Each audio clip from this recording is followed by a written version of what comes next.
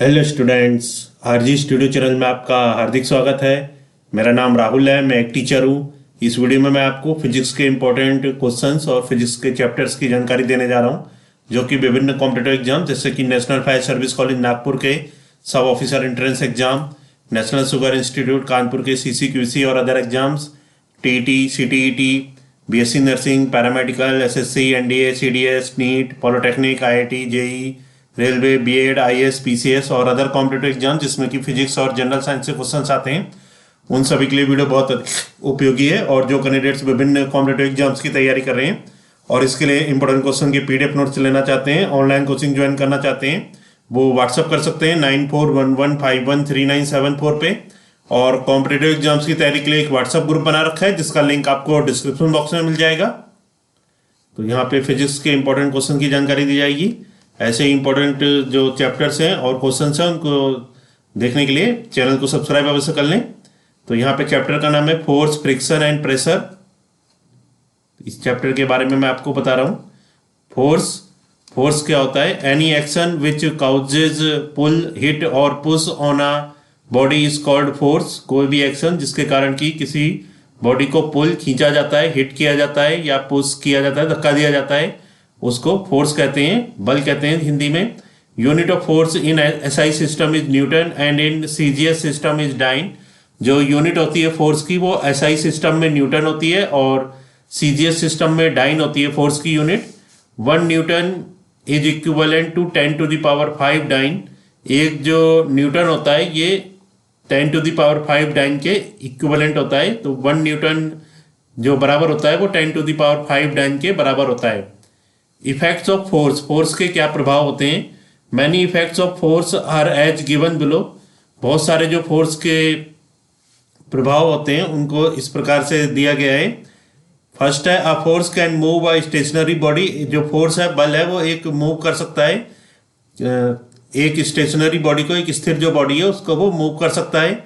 A force can stop a moving body. जो force होता है ये एक स्टॉप कर सकता है, रोक सकता है एक मूविंग बॉडी को।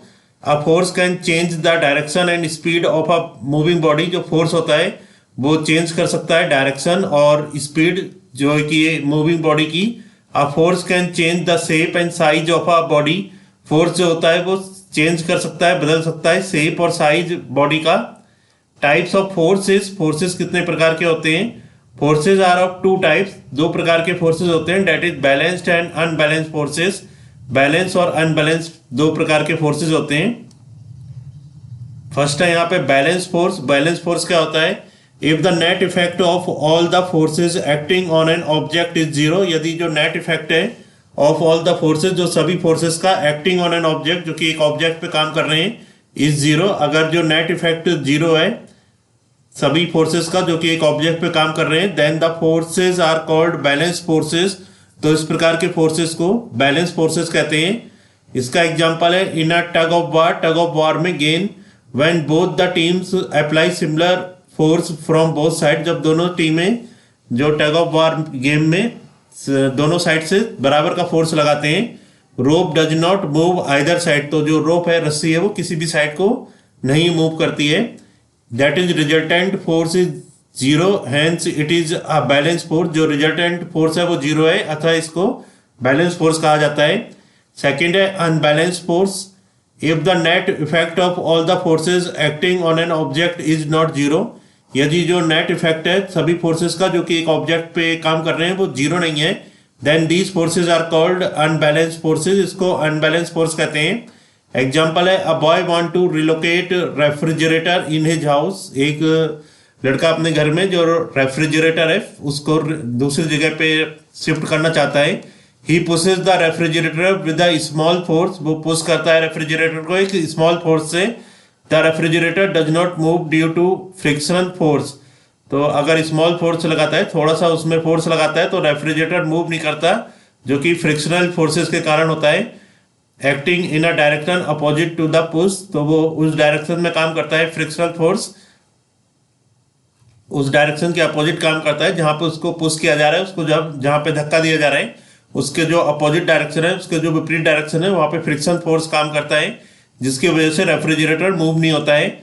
If he pushes the refrigerator harder, यदि वो तेजी से, जो लड़का तेजी से रेफ्रिजरेटर को पुश करता है, धकेलता है, then the pushing force becomes bigger than the friction, तो जो पुशिंग फोर्स है वो बड़ा हो जाता है फ्रिक्शन से, and due to this the refrigerator start moving, इसके कारण रेफ्रिजरेटर स्टार्ट करता है मूविंग को in the direction of push, जो पुश की डायरेक्शन है, जिस दिशा में उसको धक्का दिया जा रहा है उस दिशा में रेफ्रिजरेटर मूव करता है, चलता है, जाता है।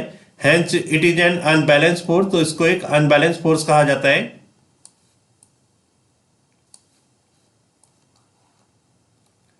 नेक्स्ट है फ्रिक्शन। फ्रिक्शन क्या होता है? घर्षण जिसको बोलते हैं। इफ वी स्लाइड और try to slide a body over a surface, यदि हम स्लाइड करते हैं, सरकाते हैं और या सरकाने की कोशिश करते हैं एक बॉडी को एक सरफेस पे, the motion is resisted by a bonding between the body and the surface, तो ये जो मोशन होता है इसको रेसिस्ट करते हैं बाय अ बॉन्डिंग, जो कि बॉन्डिंग होती है बॉडी और सरफेस पे, तो उसके कारण ये जो मोशन होता है इसको वो रेसिस्ट करता है, इसका विरोध करता है। This resistance is called friction, ये जो रेजिस्टेंस है, जो विरोध करने की क्षमता है, उसको फ्रिक्शन कहते हैं, घर्षण कहते हैं।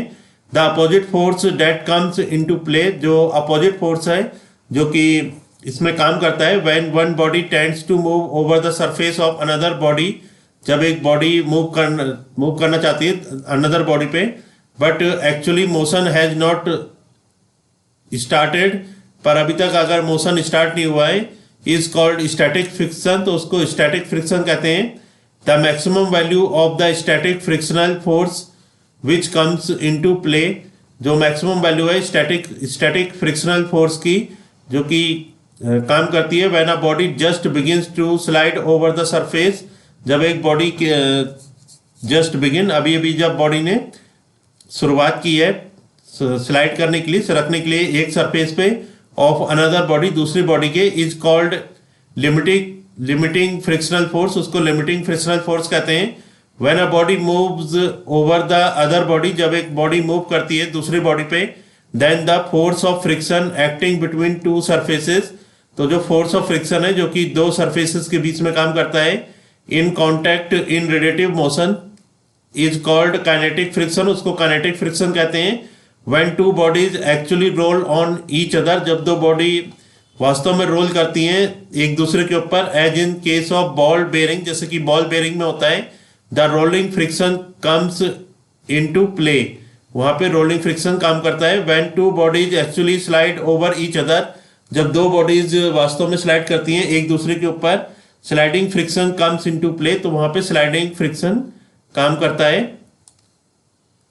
अब जो यहाँ पे नेक्स्ट है वो है डेंसिटी। डेंसिटी क्या होता है? The density D of a substance, जो डेंसिटी होती है डी ऑफ अ सब्सटेंस, एक सब्सटेंस की, is defined as the ratio of its mass to its volume, इसको डिफाइन किया जाता है रेशियो ऑफ मास और वॉल्यूम के रेशियो से। इट्स यूनिट इट्स किलोग्राम पर मीटर क्यूब, तो इसकी जो यूनिट होती है वो किलोग्राम पर मीटर क्यूब होती है, D equal to M upon V. इसके बाद है pressure, the force acting perpendicularly on unit area of a surface, जो कि फोर्स एक्ट करते हैं परपेंडिकुलरली 90 डिग्री पे on unit area of a surface, एक सरफेस के यूनिट एरिया पे, इज कॉल्ड प्रेशर, उसको प्रेशर कहते हैं। Its unit is newton per metre square और पास्कल, इसकी जो यूनिट होती है वो न्यूटन पर मीटर स्क्वायर या पास्कल होती है। प्रेशर इक्वल टू होता है P equal to F upon A, force upon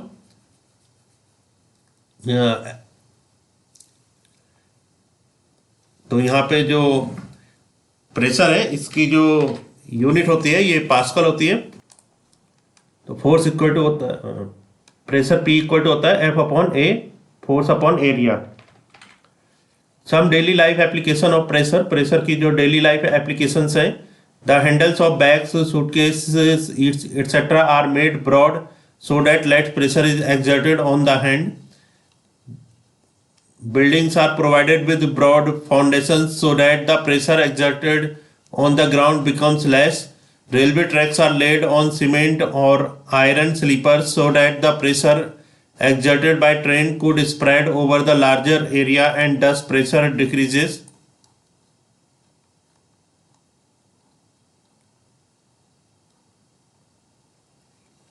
pins needles and nails are provided with sharp pointed ends. तो जो पिंस नीडल्स और नेल्स हैं उनकी जो शार्प पॉइंटेड एंड्स होते हैं to reduce the area and hence to increase the pressure, इससे area reduce होता है और प्रेशर बढ़ता है। Cutting tools have sharp edges, जो कटिंग टूल्स हैं उनके शार्प एजेस होते हैं। To reduce the area, area को रिड्यूस करता है जो कि so that with lesser force, कम फोर्स से मोर प्रेशर कुड एक्सर्टेड, ज़्यादा से ज़्यादा प्रेशर को एक्सर्ट किया जा सके। Pressure on ground is more when a man is walking, जो प्रेशर होता है ग्राउंड पे वो ज़्यादा होता है जब एक मैन उस पर वॉक कर रहा है। Then when he is standing, because अगर वो खड़ा है उसके अपेक्षा अगर वो वॉक कर रहा है तो जो प्रेशर है वो ज़्यादा होगा ग्राउंड पे। इन case of walking the effective area is less, क्योंकि वॉकिंग के समय जो इफेक्टिव एरिया है वो कम होता है। Depression is much more when a man stands on the cushion than when he lies down. Depression जो होता है वो ज़्यादा होता है जब एक मैन स्टैंड्स करता है कुशन पे, then when he lies down, उसके जब वो उस पर लेट जाता है उसकी अपेक्षा on it, because in standing case, जो स्टैंडिंग केस है area is lesser than in case of lying. Standing case में एरिया कम होता है लाइन की अपेक्षा। The tractors have broad tyres, tractors के ब्रॉड टायर्स होते हैं, चौड़े टायर होते हैं। To create less pressure on the ground, जिससे कि वो ग्राउंड पे कम प्रेशर डालते हैं। So that tyres do not sink into comparatively soft ground in the field. Pressure in fluids, fluids में जो प्रेशर होता है, all liquids and gases are collectively called fluids, सभी लिक्विड और गैसेज को कलेक्टिवली फ्लूइड कहा जाता है। Fluid exert pressure in all direction, fluids जो होते हैं वो प्रेशर डालते हैं सभी डायरेक्शंस में। N upward force which act on an object when it is immersed in a liquid is called buoyant force। an upward force, एक upward force which acts on an object, जो कि एक object पे काम करता है, when it is immersed in a liquid, जब ये एक लिक्विड में इमर्स होता है, इट्स कॉल्ड buoyant force, इसको buoyant force कहते हैं। it is also called upthrust, इसको upthrust भी कहते हैं। that is एग्जाम्पल है piece of cork is held below the surface of water, जो एक पीस ऑफ कॉर्क है उसको हेल्ड किया जाता है सरफेस ऑफ वाटर पे। When we apply a force by our thumb, जब हम अपने थंब से फोर्स अप्लाई करते हैं, the cork immediately rises to the surface, जो कि कॉर्क है वो इमिडिएटली राइज करता है सरफेस पे। This is due to the fact that every liquid exerted an upward force on the object immersed in it. ये इस कारण होता है जब एवरी लिक्विड, जो हर एक जो लिक्विड है वो एक्सर्ट करता है एक अपवर्ड फोर्स को on object immersed in it, उन सभी ऑब्जेक्ट पे जो कि इसमें इमर्स होते हैं। फ्लोटिंग और sinking of object in liquid,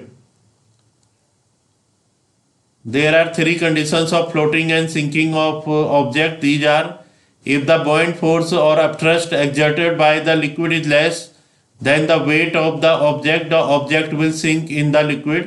If the buoyant force or upthrust exerted by a liquid is less, यदि जो buoyant force है या upthrust है exerted by a liquid, जो कि liquid पे exert हो रहा है, अगर वो कम है, then the weight of the object के weight से the object will sink in the body, जो object होगा वो पानी में डूब जाएगा। If the buoyant force is equal, जो buoyant force अगर equal है to the weight of the object, object के वेट के, the object will float in the liquid, तो ऑब्जेक्ट फ्लोट करेगा, उसमें तैरेगा। if the buoyant force is more than the weight of the object, अगर buoyant force ज़्यादा है object के wait से, the object will rise in the liquid and then float, object ऊपर आ जाएगा लिक्विड के और फिर तैरेगा उसमें।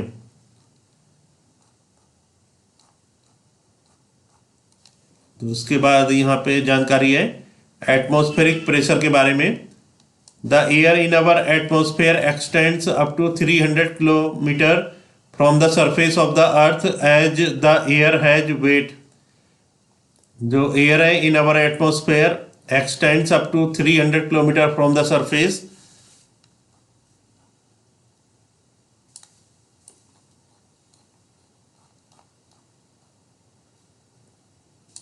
तो यहाँ पे मैं आपको इसके बारे में जानकारी दे रहा हूँ। एटमॉस्फेरिक प्रेशर क्या होता है इसके बारे में आपको बताया जाएगा। वीडियो को लास्ट तक जरूर देखिएगा ताकि atmospheric pressure the air in our atmosphere extends up to 300 kilometre from the surface of the earth as the air has weight. तो जो एयर है हमारे एटमॉस्फेयर में वो 300 किलोमीटर तक है, एक्सटेंड करती है सरफेस ऑफ द अर्थ से। The whole atmosphere contains a tremendous amount of weight. जो पूरा एटमॉस्फेयर है वो कंटेन करता है, उसके पास होता है ट्रेमेंडस जबरदस्त amount of weight which in turn exerts a pressure on the surface of the earth, जो कि एक्सर्ट करता है pressure surface of the earth पे। And this pressure is known as atmospheric pressure. इसको एटमॉस्फेरिक प्रेशर कहते हैं। On the surface of the earth the atmospheric pressure is maximum at the sea level. तो surface of the earth पे atmospheric pressure सबसे ज़्यादा होता है सी level पे। It is due to reason that the column of air above the earth is largest. तो ये इस कारण से होता है जो कॉलम ऑफ एयर है अबव द अर्थ, अर्थ के ऊपर, is largest at sea level, वो सबसे ज़्यादा सी लेवल पे होती है। And the magnitude of atmospheric pressure at the sea level is, जो मैग्नीट्यूड है एटमॉस्फेरिक प्रेशर का सी लेवल पे वो होता है 101.3 kilo pascal which is equivalent to weight of 10 elephants on each 1 metre square area. तो जो कि बराबर होता है वेट के जो 10 एलिफेंट के on each 1 metre square area, 1 metre square area में 10 एलिफेंट के जो वेट के बराबर होता है ये। As we go up from the surface of the earth, then the atmospheric pressure goes on decreasing.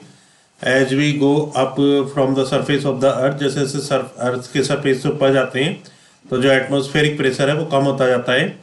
It is because the weight of air above us goes on decreasing. ये इस कारण होता है जो weight of air है above us, ऊंचाई पे वो डिक्रीजिंग होता जाता है। So the atmospheric pressure at the top of high mountain, जो एटमॉस्फेरिक प्रेशर होता है एक हाई माउंटेन के टॉप पे, is much less than its base, तो वो बहुत कम होता है अपने बेस से। A device called barometer is used to measure atmospheric pressure. Atmospheric pressure को नापने के लिए एक डिवाइस जिसको बैरोमीटर कहते हैं उसका इस्तेमाल किया जाता है।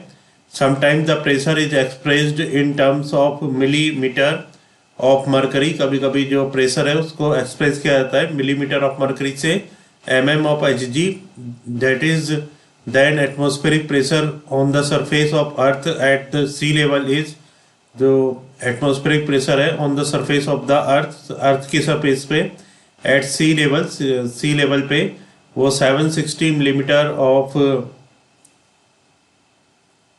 मरकरी और 0.76 मीटर ऑफ मरकरी होता है।